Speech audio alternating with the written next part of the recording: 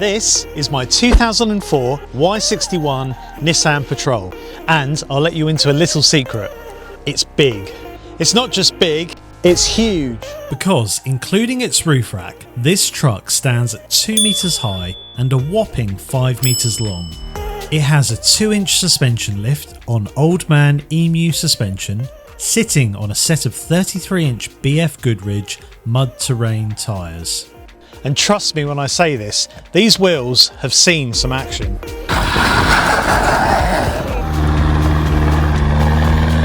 So I have owned this car for a total of 5 years now. I bought it in 2020 off of a couple who planned to ship it to Australia and overland it. But sadly for them, the pandemic put a stop to that. I said goodbye to the Land Rover 90 that I knew and loved to make way for this Japanese 4x4 where I had hoped to have had trouble-free motoring for years to come, although that very quickly turned sour. You see, not long after buying this car, the engine cylinder head started overpressurising the cooling system, which inevitably led to me dragging this thing into my garage where I had to rebuild the entire top end. Following the winter of 2022, when the top end was rebuilt, this car took me all over Wiltshire and Wales. It served my wife and I well as our little overlanding camper expedition vehicle. We spent the next year just using the car. So it's only wood, it's wood. When one day it just decided to tell me, David, I'm going to start making a ticking noise. What is that? And to answer just a few of you who've wondered why haven't I pushed content up on my classic Land Rover Series 3, well, ladies and gentlemen, that is the reason why. Okay, so before we get into the crux of what that ticking noise might be, let's just have another little listen to it.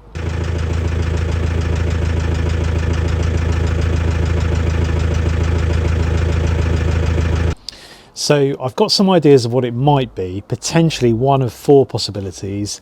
Let's get into the garage and break it down on the whiteboard. Okay, so to help demonstrate the 4 possible reasons my Nissan Patrol engine may be ticking, I've gone ahead and I've drawn a diagram of an engine. Let's just use our imagination here. This engine has been split into 2. We've got a bottom end, which includes, say, a crankshaft, 4 pistons. We've got a top end, which is going to include our fuel injectors, our exhaust manifold. It's going to include our camshaft, and we're going to talk about timing. So the first and arguably the most easiest to, I would say, diagnose or certainly fix is if we have an air leak from our exhaust manifold. So let's pretend this is our top end and we have 1, 2, 3, 4 exhaust ports. We've got a lot of air coming out of here at such a high rate when the piston comes up and on the exhaust stroke and pushes the air out. Now, coming out of the engine is the air, and you have a gasket, and then you have an exhaust manifold which sends that off to the rest of the exhaust and out the back of the car. If, for any reason whatsoever, air was to escape between the exhaust gasket and essentially around the engine, you would get a high-pitched air noise. So to demonstrate this effect, if I take my hands and open them up quite wide, then blow into it, that's exactly what an exhaust does on each port. But if I take my hands, squeeze them together, so it's like I'm blowing through a tiny air leak out of an exhaust gasket leak, and then we take that clip and repeat it and repeat it. So that could be one of the 4 reasons why I'm getting a ticking noise. But having had a good look and listen around the exhaust area, I don't think this is our issue. The next possibility is our fuel injectors. We have 4 of them and they sit directly inside the cylinder head. Fuel liquid passes into each injector and under pressure is pushed out the end as a vapour into each cylinder to combust. The injectors themselves are sprung, and each spring should hold a certain amount of tension before releasing.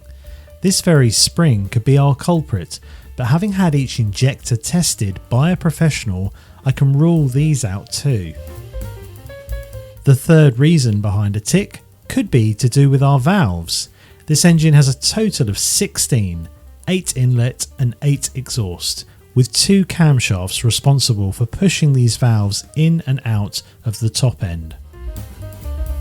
There is often a small gap between the camshaft and the valve. And if that gap between the top of the valve and the camshaft is just a bit too big, you will get a ticking noise when you're running the engine. But I checked these gaps with a feeler gauge, a tool designed to check the smallest of gaps within engines. And there was nothing untoward with what I found. Which means the fourth and final reason could be a noise from the engine's timing parts. You see, this engine has a set of gears which run off of the crankshaft, and connecting these to the camshaft we just mentioned is a timing chain with a tensioner that keeps the chain taut. If the tension should be reduced for a multitude of reasons, potentially the chain could be slapping around and making a noise, although sadly ahead of this video I went ahead and put a brand new timing chain, tensioner and guide on this engine, and it made zero difference. So really there's only one solution I've come up with to fix this old engine, which is get rid of it, scrap it and replace it with a replacement. Hey everyone, I'm at a loss. The engine in my Patrol has been ticking for almost a year and I'm reluctant to use the truck as a result. Does anybody by chance have a known good second-hand engine that will fit straight in? It's the 3 litre turbo D... Oh, a message.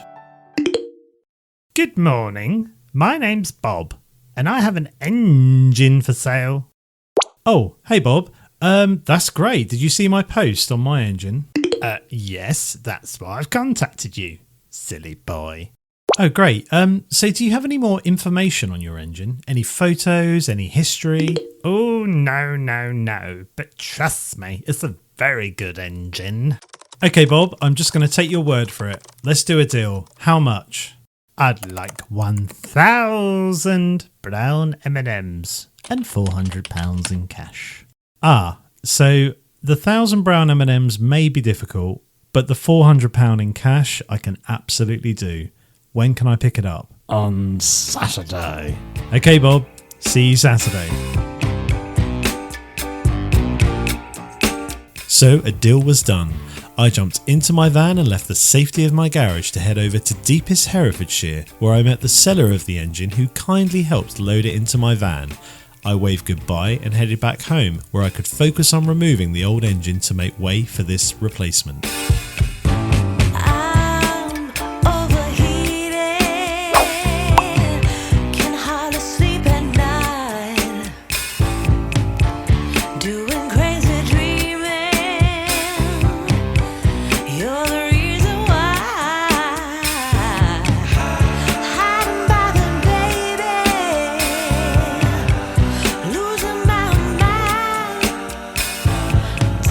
So having spent a good few hours unbolting pretty much all of the parts connecting my old engine to the Patrol, it was finally being wrestled away from the truck. The only outstanding issue was clearance. Because of its 2-inch suspension lift, the engine struggled to make it over the radiator. Letting a bit of air out of the tyres solved this problem, where I could finally drag it away from the car and get the engine into the garage, where both sat side by side ready to swap any parts from the old one to the replacement.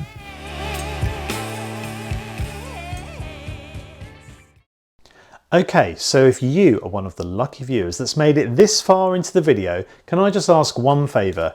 Hit the subscribe button in your YouTube app if you're not already subscribed, so you can enjoy more content like this video in the future. But until then, back to the engine swap. Right, it's time to slow down a bit and take you through a few steps I'm taking to get everything prepared to put the replacement engine inside the Patrol. So first and foremost, I think it's good at this stage to check the rear main seal on the back of the engine. It's rare that we'd have this amount of access to the rear of the block, so it's a good idea to take off the flywheel and then the backing plate to check for any obvious signs of leaks from the oil seal which surrounds the end of the crankshaft. Thankfully for me, there were zero signs of any leaks, so I decided that if it ain't broke, don't fix it. Because I unbolted the air conditioning pump from the old engine before removing it, I want to remove the air conditioning pump on the new engine, ready to accept my pre-existing one. I did this so I didn't have to drain any refrigerant from the system, which can be an additional cost with a specialist. Next up is our oil filter. Whilst this isn't particularly hard to change on the engine when it's in the engine bay, I might as well do it now whilst it's in front of me. The filter is a cartridge style which lives in a metal housing that simply unscrews from the block and pops out of the housing.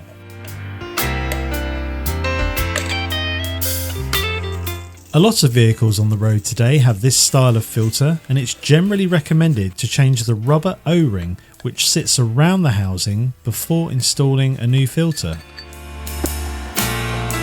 The new filter is inserted into the housing and a new O-ring is put around it, with a small drop of fresh oil to help lubricate it before screwing the filter back into the engine block with a ratchet until it doesn't turn anymore. From what I could tell, the engine was drained prior to removal, so I added in the required amount of fresh engine oil to keep things nicely lubricated when I come to starting it. The replacement engine's vacuum lines were broken, so I decided to cut off what remained, ready to accept some new ones. I installed some braided lines onto the vacuum pump and simply used a bit of heat shrink to tidy up the ends to stop them from fraying over time.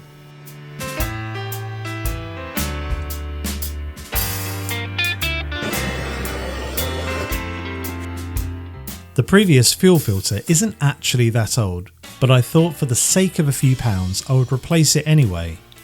It's a simple screw-on filter, but you do have to transfer the water drain parts from the old one to the new one. And like the oil filter, it's wise to pop some oil on the rubber seal before screwing it back into place on the housing.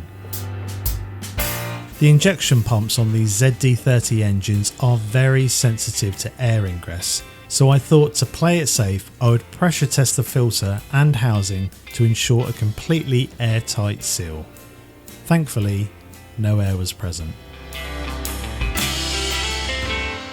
Lastly, I thought whilst the engine bay itself is so empty, it would be wise for me to crawl inside it and give everything a good clean with some warm water and brushes.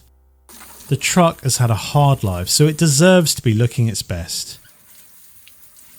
Having cleaned and dried off, I then smothered as many parts of the engine bay with black paint to coat and protect the bay so it looks ready to accept our new engine.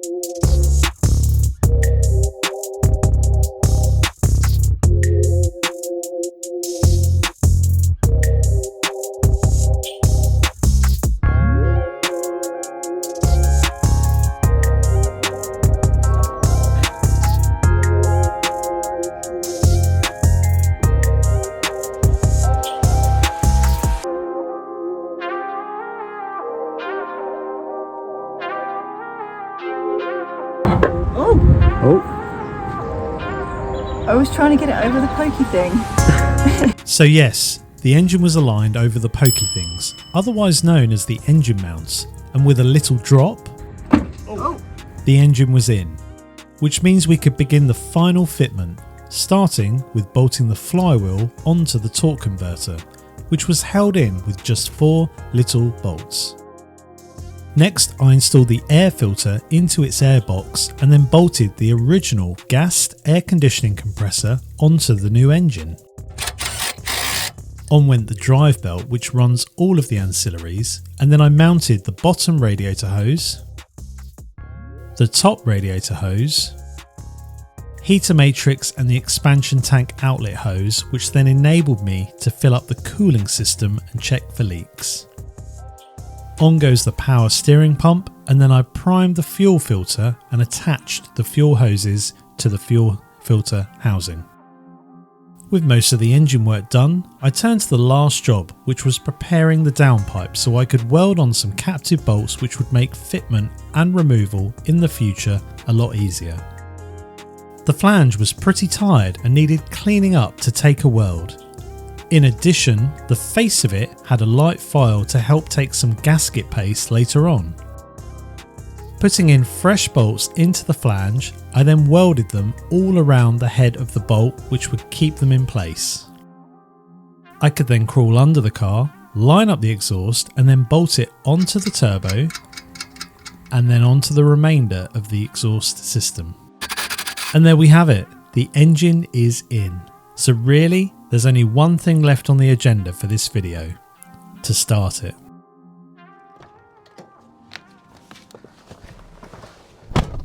Good morning. Whew. So, Judgment Day. We've got the engine in. We've got the old engine out, new engine in. And yeah, today is the day. I've done all my checks and hopefully, fingers crossed, the thing runs. So yeah, I think we'll just go ahead and start it, hey? Wish me luck.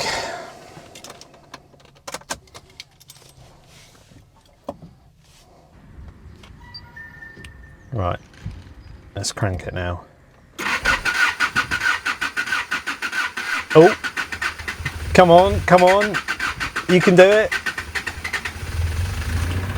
Yes, yes, it's running.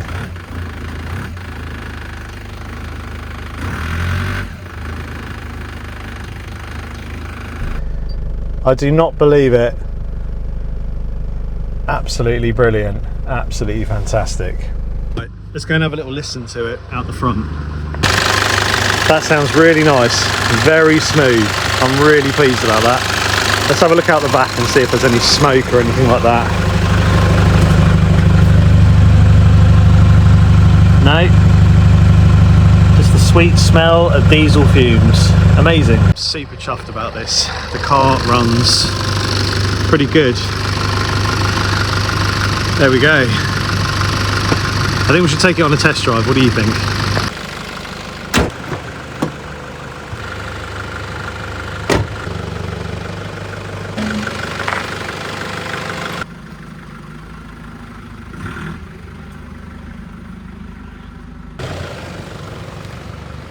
Here we go, pulling off the drive with a brand spanky new engine. Well, second hand, new to me.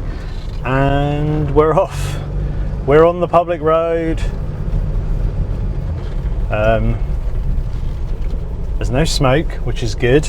Let's just send it. There's nowhere to pull over on our road as you pull out of our close, so... Oh, oh, hello. Wow. Yeah, I like that. I like that a lot. That is very smooth and not as loud as the last engine. The last engine was really quite clattery from cold, but this, yeah, this is good. Okay, we're just entering a national speed limit, so we've warmed up a little bit already on the drive, so we should be able to punch it. Oh yeah, that's pulling nicely. Oh yes, I like this. I like it a lot. Okay, so the car is fully warmed up. I've got a bit of space behind me, so I'm going to slow and then do a bit of a speed test. Right, let's punch it. No smoke, which is always good. I mean, a bit of smoke would have been fine, but there's absolutely nothing coming out the back. And yeah, it's pulling nicely. 50, 55, 60, and that is our limit on this road. But yeah, oh, it feels weird to drive it, because whilst the video makes these things look quick, I can assure you the car has been off the road for quite a bit of time as I've been negotiating this this engine swap job. But touch wood, I've been driving around for about 15 minutes and temperatures look good. Oil pressure warning light hasn't come on. The engine just sounds really smooth, really much quieter than the last one. So even before the last one had issues, yeah, I'm really chuffed with that. So yeah, that's it. Should we call it done? Let's call it done. So I hope you've enjoyed this episode. If you want to see more content like this, well, hopefully not too many engine conversions, don't forget to hit the subscribe button. Thank you so much for watching, and I'll hopefully see you in another episode on another vehicle. Anyway, have an amazing day. See ya. Oh no. Is that? Oh no. Oh gosh. There's a bit of oil leaking. That's fine.